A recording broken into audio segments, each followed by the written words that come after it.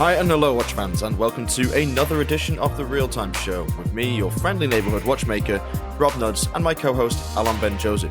As somebody who's worked at the bench and understands the dedication it takes to make it to the very top of this craft, I have to say it is a great pleasure to be welcoming one of modern watchmaking's true masters to the show. We are very honored to have Mr. Laurent Ferrier, the legendary Mr. Ferrier, here on the show, together with Mr. Robert Bailey, head of sales of the amazing brand Laurent Ferrier. Thank you so much for taking the time to sit down with us, gentlemen. Our pleasure. I had the honor to meet Mr. Ferrier in person back in 2016 during SIHH in Geneva. My French is too poor, so we're very pleased, Robert, that you are willing to help us out and translate this whole episode. To dive right in, I'm extremely excited to record this episode together with Rob and the both of you, because I personally have been a huge fan of Mr. Ferrier and also all his work and creations. The first thing that I always meant to ask Laurent, where does his passion for pebbles come from? I ask this because one of the most iconic models in the collection are the galet-shaped cases. Okay, well, great. Well, thank you for the very warm introduction. D'où vient votre inspiration ou passion pour les galets? La forme. La forme du galet a une inspiration de douceur au toucher.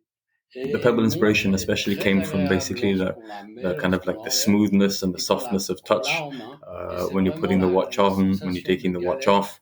There's no sharp angles that catch anywhere. When you're touching and feeling the watch, that really you have this smoothness. C'est vraiment le galet de la mer, hein, donc ce qu'on peut prendre en main quand on est au bord de la mer. So it's really inspired from sea pebbles that have been rounded and smoothed off by the sea, and when you pick one up, they really have this rounded, soft shape. Amazing. I'm happy to hear that, because I also always loved stones, not only gemstones, but also the pebbles at a river bedding or at the beach. And the funny thing is, I just came back from a holiday with my kids, 6 and 2 years old. In Italy, it was warm, but not warm enough to swim. So we actually spent hours looking for pebbles and trying to skid them over the water. So I've been thinking about this recording while being in Italy the whole week.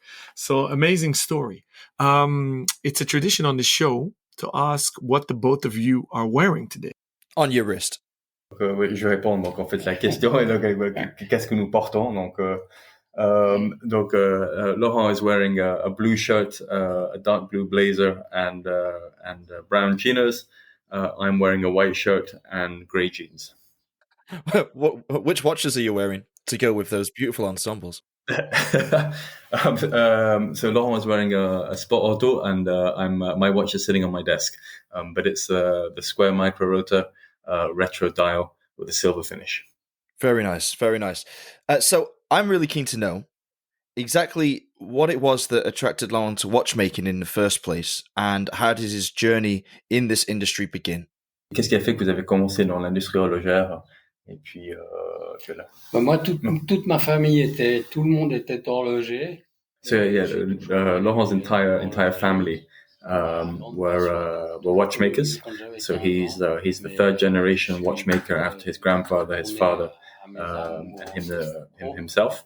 So he's always been interested in watchmaking. When he was about 15 years old, his interest in watchmaking probably got overtaken by his interest in cars and motor racing.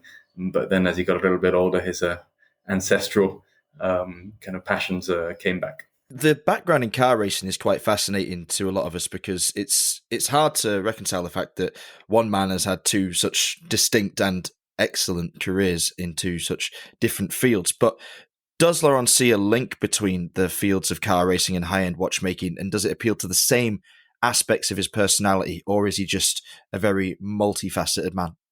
Quel est le lien entre l'automobile ou la course automobile et puis les montres? Et puis est-ce que c'est deux parties de votre personnalité, ou est-ce que les deux choses font appel à la même partie de votre l'automobile l'automobile et l'horlogerie vont très bien ensemble.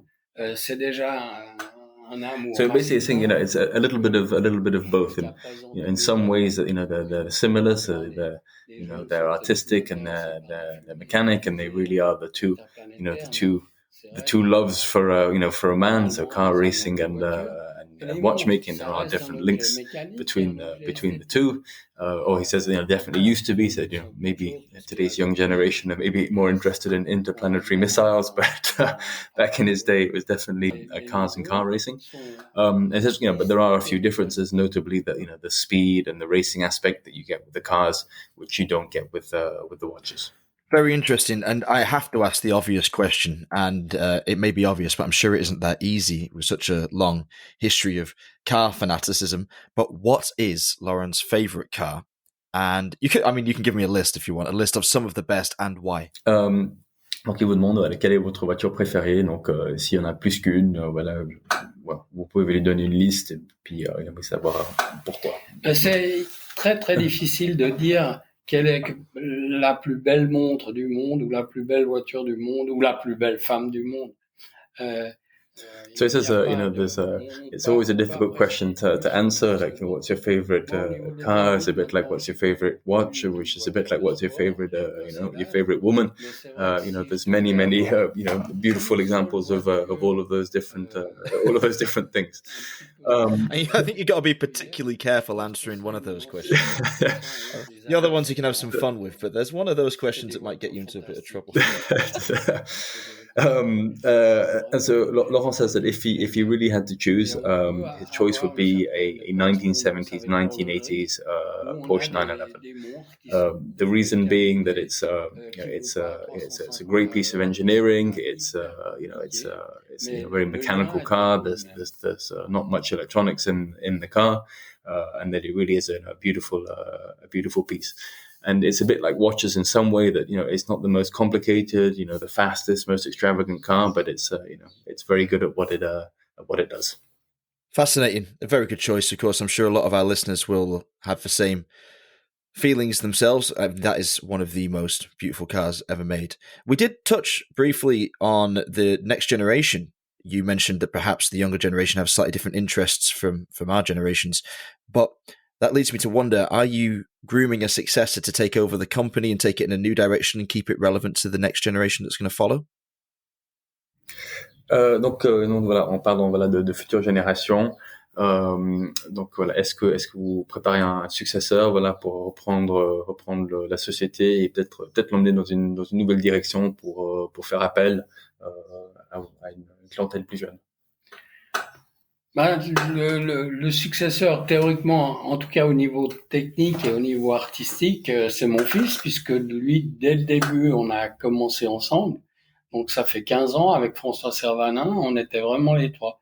Et lui s'occupait de la partie mécanique. Laurent's successor will be his son, Christian, who has been in the company since the beginning. So right at the very, very beginning of the company, when it was just Laurent, his teammate from the Le Mans 24 Hours, François Servanin, and his son Christian. There were just the three of them. There was just the three of them in the in the company, so he knows everything right from the beginning, and he's been sharing an office with Laurent since the start, and he really has understood, and kind of Laurent's passed on a lot of his his wishes and his beliefs and his design creativity to his son Christian. The idea for at least the next 5 or 10 years is that we wouldn't massively change direction. We would remain a classic brand. And continue doing what we're doing now. That said, there are small improvements to make. But fundamentally, we're pretty satisfied with the track that we're on. Thank you so much, and it's amazing to hear that the next generation is so much involved in this amazing brand. Actually, the brand history is very, very interesting for our listeners that are not that familiar with the brand Laurent Ferrier. Would you mind give us an intro, what led up to 2009 when Mr. Ferrier, at the age of 63, founded the company? I believe it was together with François Servanin.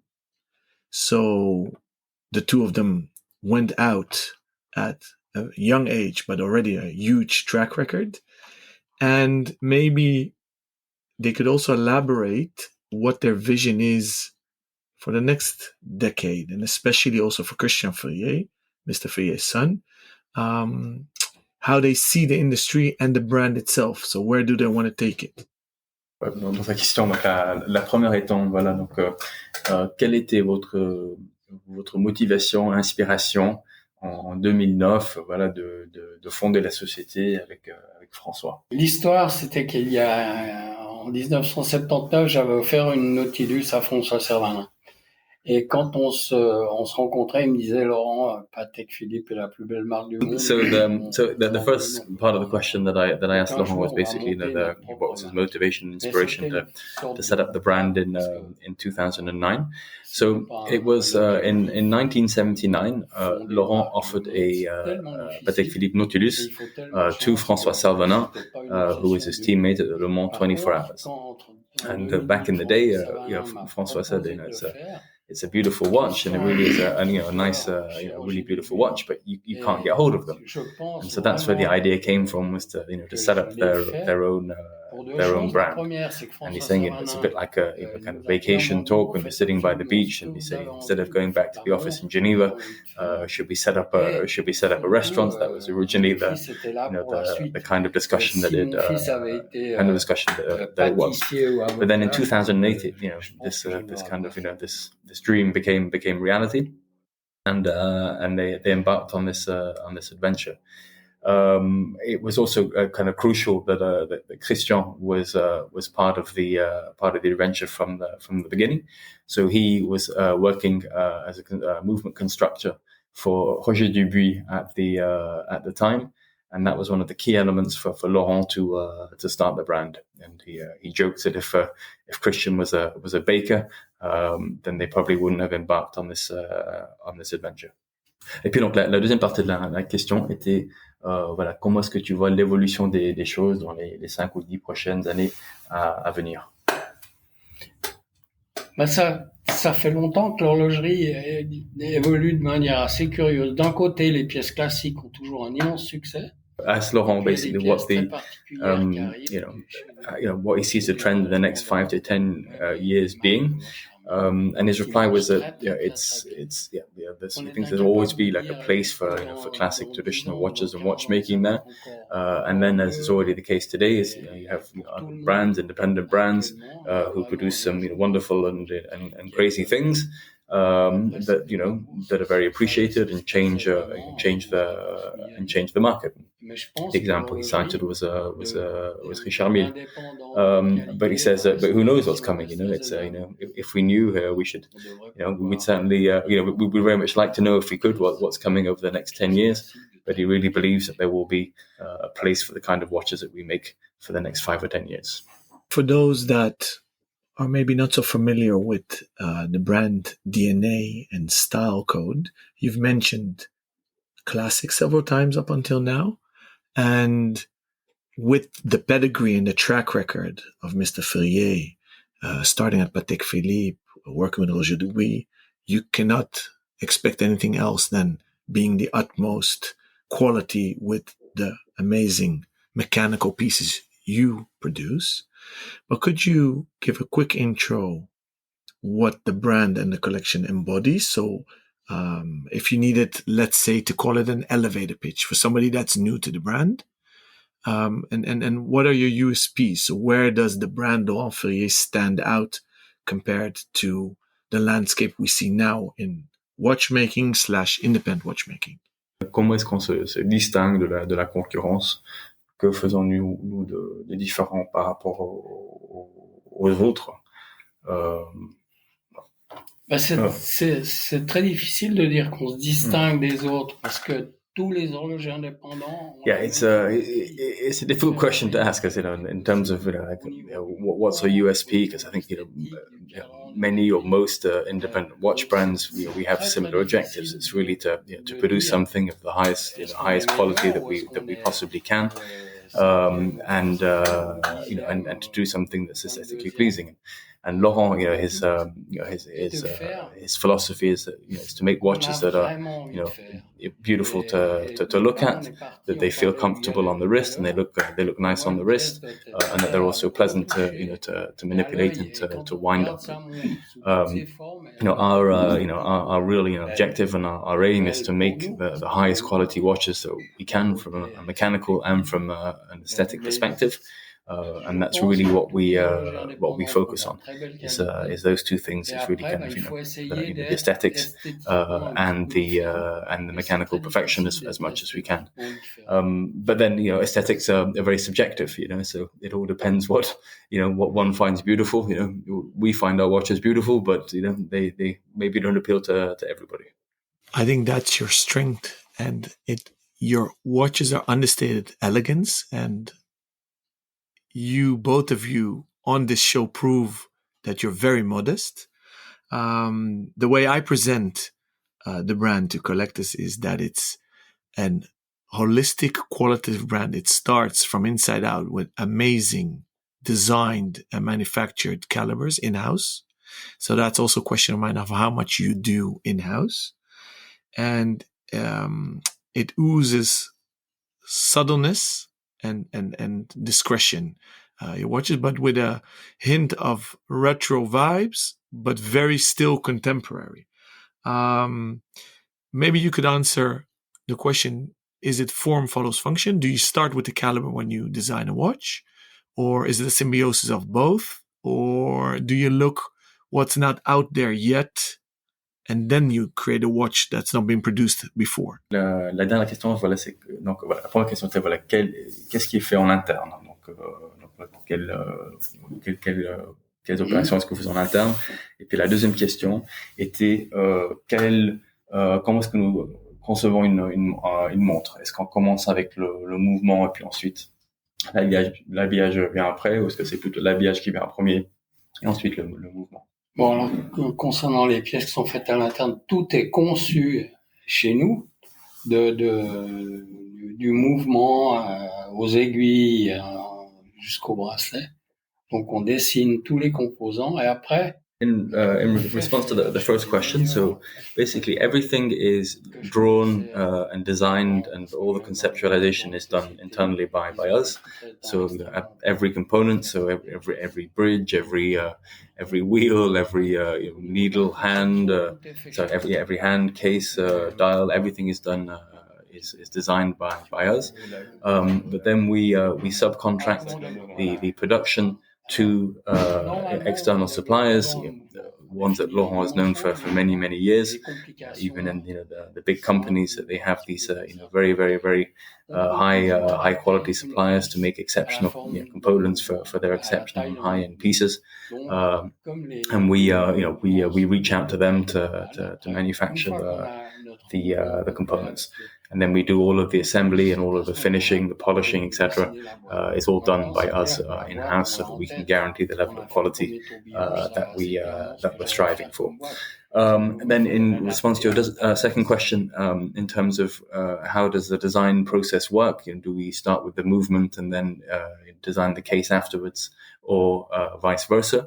So we start with the movement. So we design the movement, the size of the movement, the complications that it wants to, that it has, and then basically the case and the dial, etc., is adapted to the movement side. So when Laurent was designing the very, very first tourbillon here, he had a very clear image in his head what case he wanted to put around it, but he started with the movement in the first place, and then the case was fine-tuned to fit around that movement. Would you ever consider being part of a major group if you were approached, or maybe you have been approached in the past? La question, voilà, est-ce que considérer faire part d'un grand groupe, et puis voilà, est-ce qu'on a eu des propositions? Bon, l'idée n'est pas de faire partie d'un grand groupe, parce que ça enlève toute l'indépendance justement qui nous caractérise et qui peut faire lorsqu'on a fait le so there's no objective to be part of a group. because that would, I think it would remove a lot of, the core of who we are. The independence that we have allows us to do a lot of things. And the example that Laurent gave was that, the very first tourbillon was a round tourbillon in a gold case with an enamel dial. And he says that, the creative council or the creative body of a large group would have surely not allowed a brand to make yet another watch, like the hundreds of other examples that there are out there. But being independent allows you to kind of make those decisions and really kind of see your ideas and see your dreams through right to the end, which is a bit more difficult in a larger group. So we have no plans to be part of a group anytime soon. Is that something that Laurent picked up during his time at Patek Philippe, or something that was instilled in him by the family from a young age? Est-ce que l'attrait ou la valeur d'être une marque indépendante, est-ce que c'est quelque chose que vous avez appris, que vous avez ressenti chez Patek Philippe? Patek Philippe était vraiment une boîte indépendante. Il y avait un patron et c'est lui qui décidait s'il voulait quelque chose bleu. No, yeah, of course, yes, of course, it came from the examples of that came from Patek Philippe. It's a privately owned company, and when a decision is made, for instance, to make a blue dial, then a blue dial is made. There's no they don't check with a board or with a creative board or creative council. They just go ahead, because if you ask a group of 10 people if they want to do something, there'll always be somebody who won't agree. So it is, the advantage of independent brands like Patek is that once a decision is made, it goes ahead.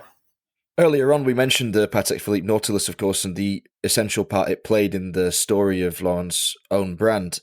And one of the most iconic things about that watch is the bracelet, of course. And very recently, you developed your own integrated bracelet for the sport line. And I'm a huge fan of sports watches in general, but especially those with integrated bracelets.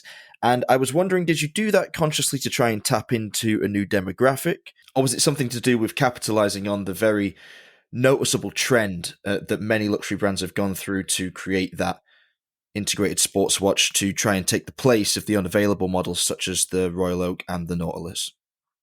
Donc il nous demande pour le développement de la sport auto, est-ce qu'elle a été conçue pour faire appel à une nouvelle clientèle, des clientèles plus jeunes, ou est-ce que c'était vraiment pour offrir une alternative aux marques comme la Royal Oak, Nautilus, etc., qui n'étaient pas disponibles?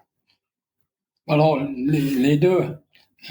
Ça faisait déjà quelques années que des clients nous disaient, mais faites-nous une pièce sportive avec un bracelet métal.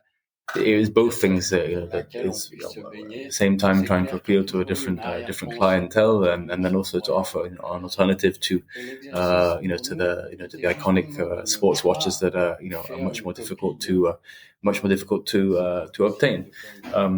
The big challenge that we faced in the development of this watch is that we obviously didn't want to imitate too closely or to copy the other iconic watches that are out there, like the Nautilus, the Royal Oak, or even the Daytona, which are all beautiful watches. We really wanted to make something that's really a Laurent Ferrier, and it's a sports watch in its own right, without imitating any of the other ones that are out there.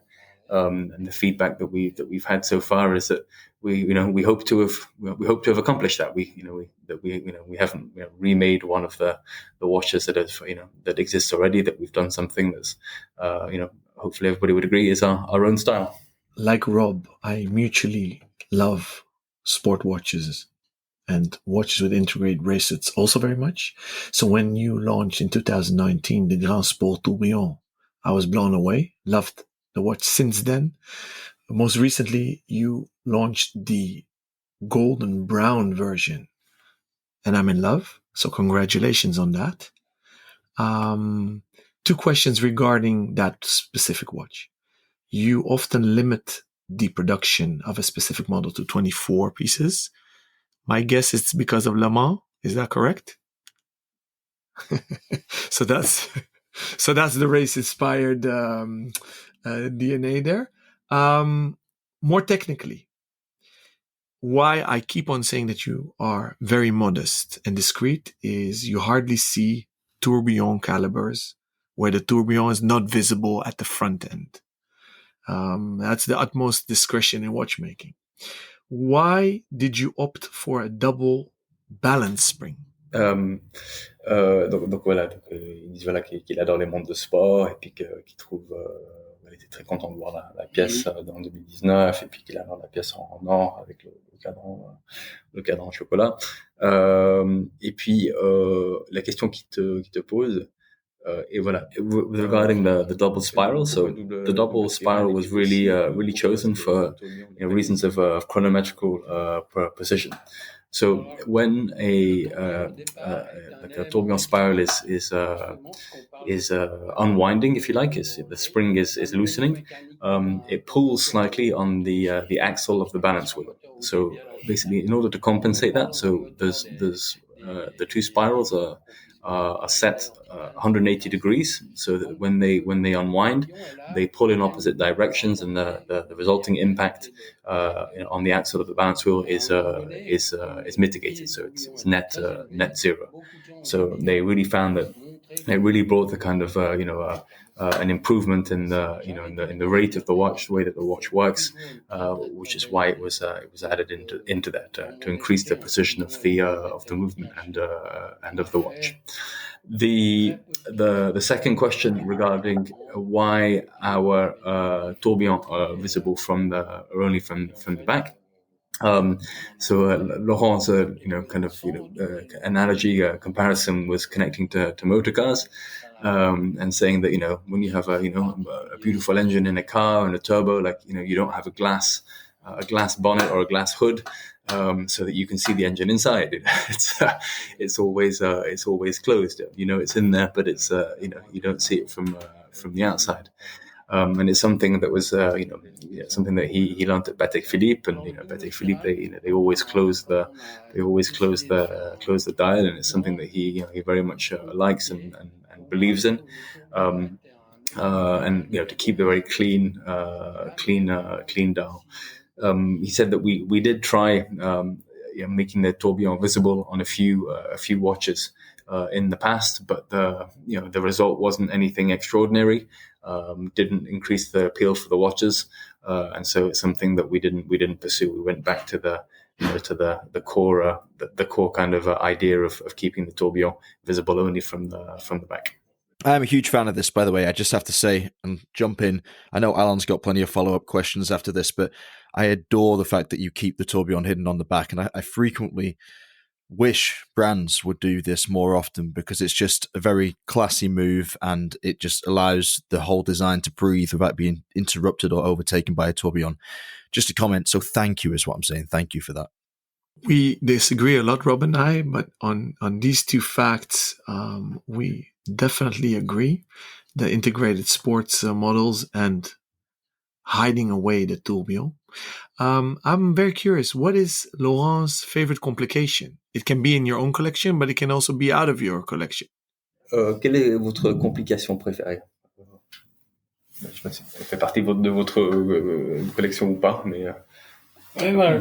Le quantième annuel est une belle complication. Laurent, he really likes and he really believes in useful complications. So the example that he cited is the annual calendar, and this complication allows you to see the day, the date, and then it adjusts at the end of every month. So something that is very very useful. And said there's other complications that can be useful but seldom are. And the examples that he cited was a minute repeater. Saying that if you're in the dark and you can't see the time, it could be useful to have a minute repeater to know the time. And the same way, a chronograph that is very, very much the fashion at the moment. In reality, they never get used. People never actually use the complication. So he says the annual calendar is still today a very useful complication. And the second one he added on to that as well is a dual time GMT. that is a useful complication if you're traveling to Asia to Singapore, that you still have the time in Singapore and the time back home in Geneva displayed simultaneously. Does that mean we'll never see a minute repeater and or chronograph by the brand Laurent Ferrier? Est-ce que cela veut dire qu'on ne verra jamais une répétition minute ou un chronographe de Laurent Si, Ferrier? un jour, pourquoi pas, bien sûr. Well, Laurent says one day maybe why not? But I'll elaborate a little bit more. So we have had a minute repeater in the past. So that was part of our collection previously, but it was not something that we managed ourselves. So it was not something. It was kind of with an external partner that we had that movement. And now really all of our movements have been designed, conceptualized, and they're all assembled and polished and finished in house. And the minute repeater unfortunately didn't fit those criteria, and so it was.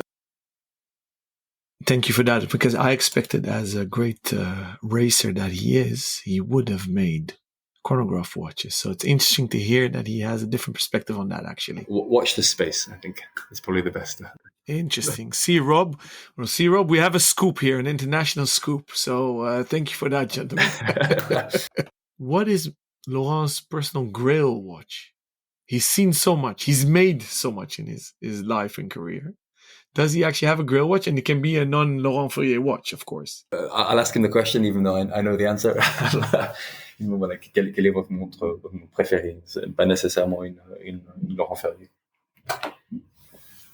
J'ai travaillé tellement longtemps chez Patek Philippe, je reste quand même un amoureux des pièces Patek. So you're saying that, yeah, after having worked for so many years chez Patek, at Patek Philippe, that obviously he really has a big admiration and a big love for Patek Philippe watches. And, if he really had to say the Nautilus is probably one of his favorite watches. But he did add that it is difficult. Once again, there's so many beautiful watches out there. There's so many beautiful timepieces. It's very, very hard to put your finger on one. But he said that the classic tourbillon, the first watch that they released, that watch really is his dream watch. So everything that he wished to put into a watch, he did. From the hands to the dial to everything. It was really his. He didn't know if it was going to be the only occasion he would have to make his dream watch, and so he put really everything in there that he'd always wished to see in a watch. That's interesting to know. Does that mean that the watches that he's managed to create since have been much more difficult to pull from his mind somewhere? Is there still the same hunger to create those new things? Is it an attractive challenge? Is it more attractive in some ways because he already ticked off the box with the first effort? Donc il dit que il pose la question, est-ce que maintenant que vous avez conçu le tourbillon classique, est-ce que les autres pièces par la suite étaient plus difficiles pour vous? Voilà, vu que vous n'avez pas eu la même inspiration que pour la première. Non, l'inspiration de la première, c'était vraiment une envie particulière. So saying not at all. It was not more difficult. It's basically it's the same approach and the same philosophy to all the watches. Whereas the classic tourbillon at the beginning really was the carte blanche and was the first step to produce the watch of his dreams. He didn't stop there. Carried on designing and drawing and developing new things. But the design philosophy is always the same. That, when you turn the watch over, that you're blown away. You have this kind of wow effect by the aesthetics and the level of finishing when you see the watch. At different levels of complication and finishing. Whereas in a tourbillon classique, you have 31 internal angles. On the more simple watches, you have less, but still. The same care and dedication and precision in finishing is put into all the watches. That's good to hear. Now, obviously, Laurent's career is one of the most decorated in watchmaking history, and certainly one of the most frequently lauded. And he has an amazing array of experience that many people couldn't even imagine. What I'd like to know is, what would he do differently if he could go back and change something? What did he learn over that career that has made him reconsider some past action? Donner plein de fleurs. Et puis il disait voilà, maintenant qu'en ayant fait tout ce que vous avez fait et puis en sachant tout ce que vous savez, qu'est-ce que vous auriez fait différemment? On aurait peut-être fait moins de modèles rapidement. On est allé très vite. On a fait beaucoup de modèles. So he's saying that basically that things at the beginning they started a bit too fast, and that they launched too many different models and different calibers too quickly. In the end, I suppose we're lucky, and the introduction of a new caliber didn't cannibalize sales of the previous one. So overall, each caliber performs well and has its own niche. But I think if he did it again, he'd probably space it out a bit more. Having a new caliber every year was probably a little bit too quicker rate of release, and it would have been better to spread that out a little bit more. With such a vast and long track record, I'm very curious, what does Laurent see as the highlight of his career? I have a guess, but I'm curious what he would say. Quel était vraiment le meilleur moment de votre carrière? Je dois dire, quand on a gagné le Grand Prix de l'horlogerie la première année, c'était vraiment... It was certainly an emotional moment, I think, is the way that he describes it. Was winning the first Grand Prix de l'horlogerie for the tourbillon. They just started in the venture. They weren't at all sure if what they were doing was right, if it would be well received, if it would be well appreciated.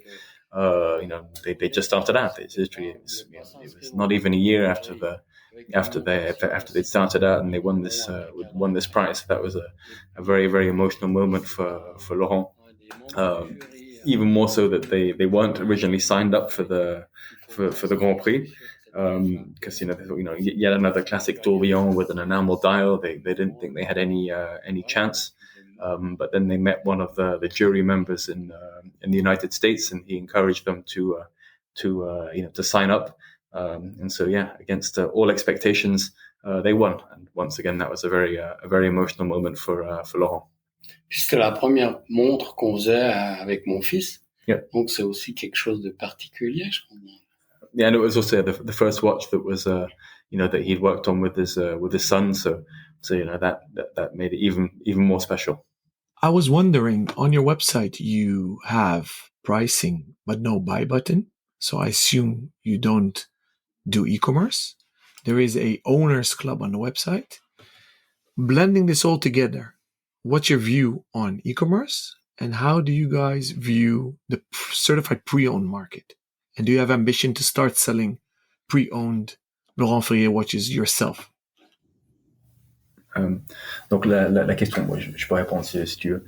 Donc c'est concernant les ventes en ligne. Donc on a les prix. C'est ce qu'on disait, les gens ont besoin de toucher. Comme on a des montres qui sont relativement simples esthétiquement, il faut que les gens puissent les mettre au poignet, les porter, les toucher. So in terms of online sales, so we don't see it for our brand as being a really a big growth driver in our business.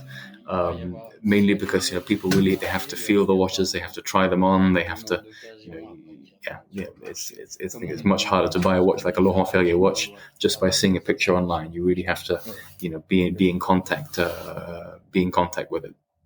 So we'll most of our sales we will continue to do through the traditional routes.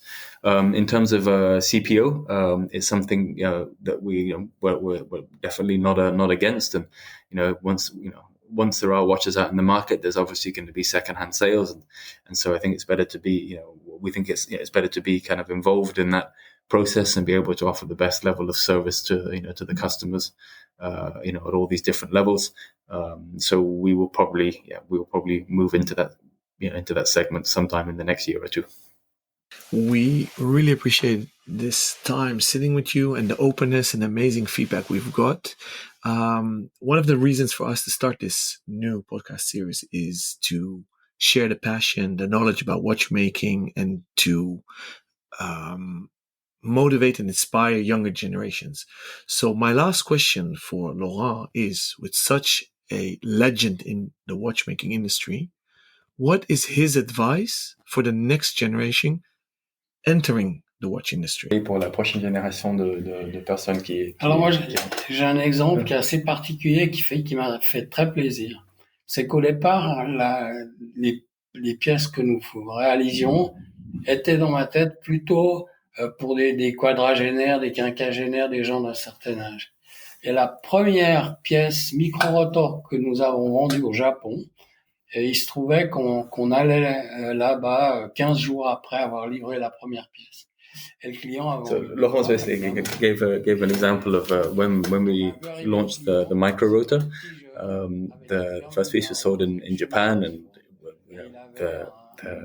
Laurent was in Japan, and was supposed to meet this client. And to his big surprise, when he met this client, he was a very young guy that showed up in pink Bermuda shorts and an Oxford shirt. And they were quite surprised. They saw their kind of clientele as more people in their 40s and their 50s, and so they were quite surprised that it appealed to somebody of that age. But I think your question was more in terms of the people that are more kind of on the brand side, like if they want to start out, what his advice would be. Is that right? That's correct. So for those that want to work in the watch industry in whatever field, but maybe specifically as a watchmaker or aiming to start their own watch brand. Yeah. Donc en fait, il repose la question en disant, c'est surtout quels seraient vos conseils à quelqu'un qui veut commencer à travailler dans l'industrie horlogère, peut-être même lancer sa propre marque, être horloger, etc. Quels seraient vos conseils à Mais il y a beaucoup de jeunes horlogers qui sont doués et qui ont envie de monter leur marque. Et je pense que his advice is really like do what you want to do. Don't look at trends and be like say in a year or 2 years this will be the market trend, so you have to produce something to appeal to that trend or to satisfy that trend. Really do what you want to do, and that's your best chance of succeeding. Guys, what a pleasure it was to speak to you today. Thank you, Laurent, for your time. Thank you, Robert, for stepping in and helping us with the translation. It really is a seminal moment for the Real Time Show, and we're really proud to have welcomed you both as guests. If you would like to get in touch with us, please contact me via Instagram at RobNuds, that's ROBNUDDS, or Alon, also on Instagram at ALONBENJOSEPH. You can also contact us via email if you prefer. I am rob@therealtime.show, and Alon is alon@therealtime.show. Next week, we'll be answering more of your questions, so get them in as quickly as you can if you want to be part of the show. Until then, stay safe and keep on ticking.